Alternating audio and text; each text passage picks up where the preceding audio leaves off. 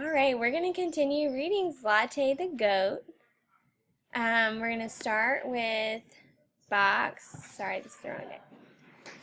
We're going to start with box 1, a little figurative language quick write. It's a quote from our text. That should say it, not is. Let's fix it. It was early in the day, but it became dark as dusk. What type of figurative language is this? Well, I'm seeing it became dark as dusk. So that is part of the figurative language. And I notice that the author uses the word as. So I'm thinking perhaps the author is comparing two things using the word as. The author's comparing the day to being as dark as dusk, and dusk is another word for night. So he's trying to tell us that it's really dark outside during the day. So I know that if someone compares two things using the word like or as, that it's a simile. And so for number 1, we could write, this is a simile because the author compares two things using the word as. Press pause if you need to take a few more seconds to write that down. Press play when you're ready. Number 2, what is the author trying to communicate? Well, he's telling us that the day became dark as dusk. So he's really saying the daytime looked as if it were night. It is dark outside during the day. Write that for number 2. Next, we're going to go over our vocabulary. The first word is astray. That's when you wander away from the correct path. And we'll draw a line to the sign that says danger, wrong way, turn back. It's kind of like saying do not go astray. The second one is wonderment, a state of awed admiration or respect. So I'm thinking this little baby's face, he kind of looks shocked or surprised. Those are synonyms for wonderment. Lastly, we have content. That's a state of happiness. And this picture of this frog laying on his back, getting a suntan, is an example of being content. He is so happy that he gets to lay out on his little lily pad in the sun. As we finish reading our story today, we're going to focus on the character, setting, problem, and the character's response.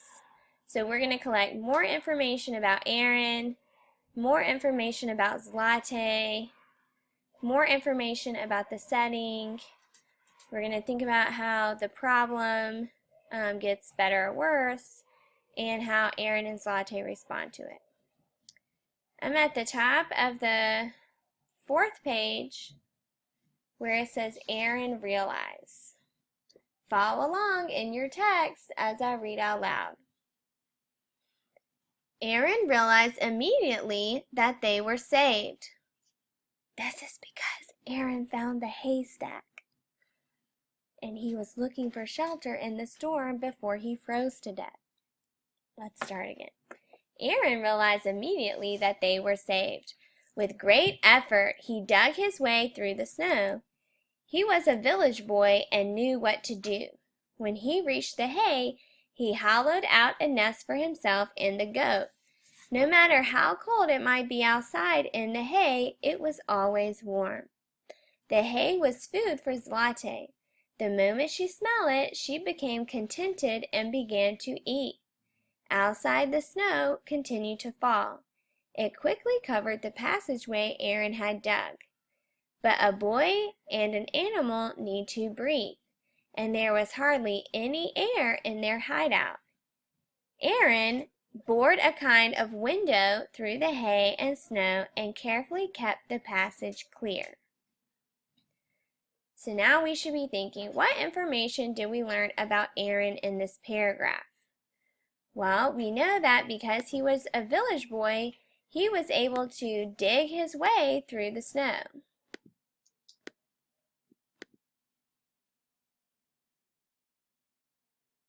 We also know that he created a window so that they could breathe. This lets me know that Aaron is very resourceful. Press pause to write down your answer and then play to get started again.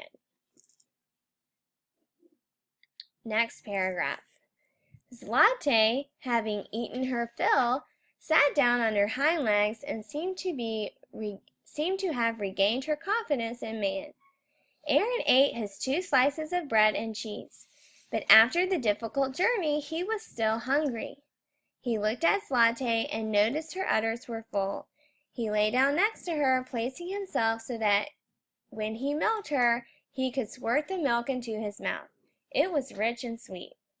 Zlate was not accustomed to being milked that way, but she did not resist. On the contrary, she seemed eager to reward Aaron for bringing her a shelter whose very walls, floor, and ceiling were made of food. What information did we learn about Zlate in those 2 paragraphs? Well, we know that she is happy or content with the shelter inside the hay because she can eat the hay and she is warm. Pause the recording to write down your answer and then press play when you are ready for the setting. Box 2. Well, we know that Aaron and Zlate are inside the hay bale in the middle of a snowstorm. Aaron and Zlate are inside a hay bale in the middle of a snowstorm. And then it says, why are they in this place? Well, Aaron and Zlate were on their way to town because Aaron is selling Zlate to the butcher. They ended up in the hay bale because the snowstorm got them lost. Press pause to write down your answer and then play to continue the story. We're at the bottom of page 25, and we're looking for the problem in the middle of the story. Through the window, Aaron could catch a glimpse of the chaos outside. The wind carried before it whole drifts of snow.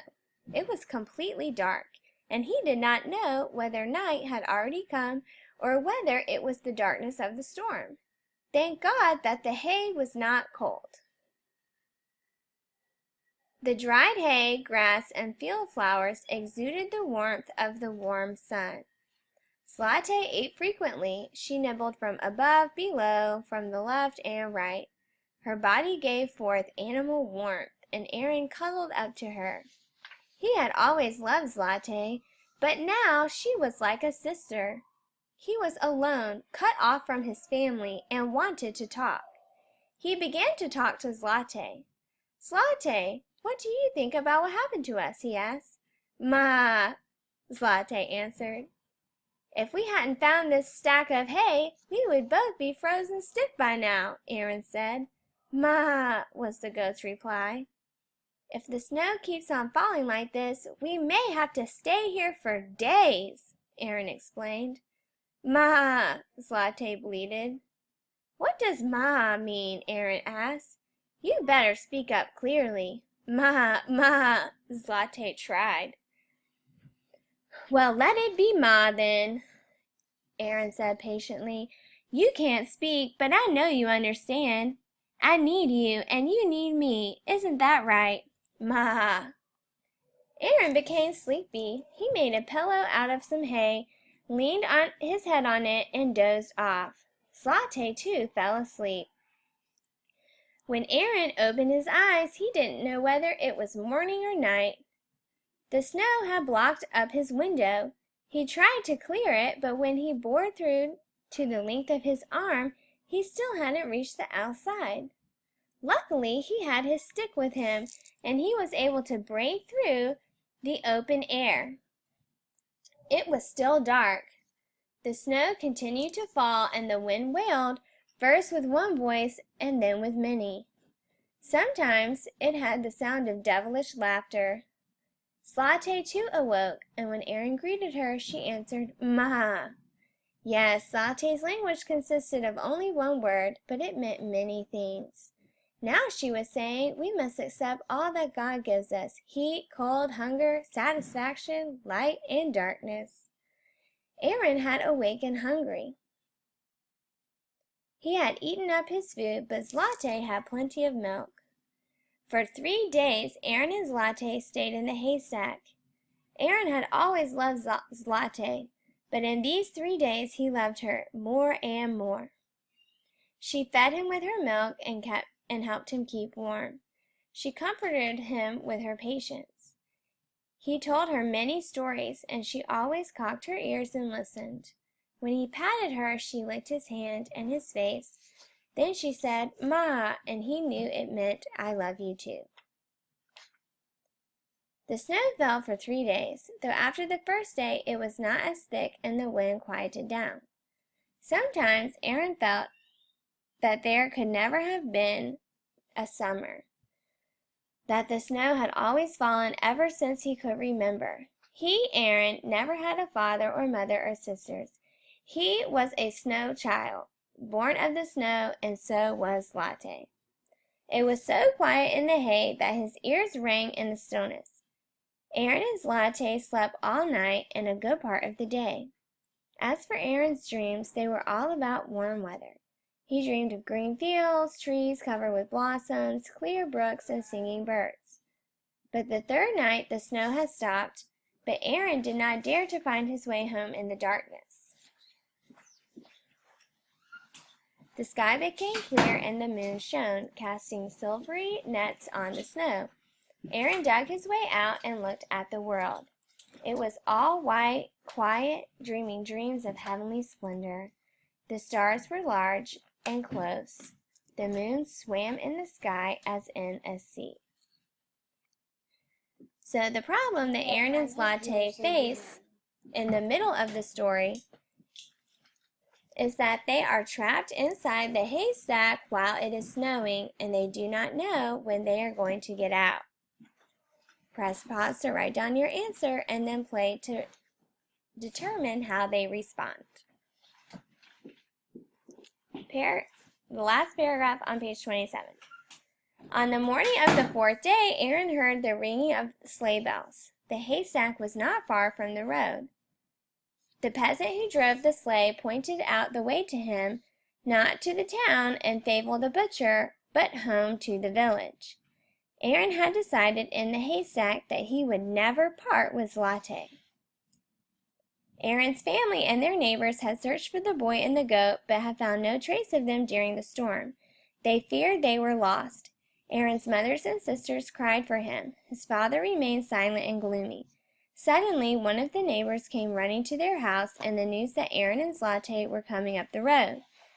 There was great joy in the family. Aaron told them how he had found the stack of hay and how Zlaté had fed him with her milk. Aaron's sisters kissed and hugged Zlaté and gave her a special treat of chopped carrots and potato peels, which Zlaté gobbled up hungrily. No one ever again thought of selling Zlaté, and now that the cold weather had finally set in, the villagers needed the services of Reuben the furrier once more.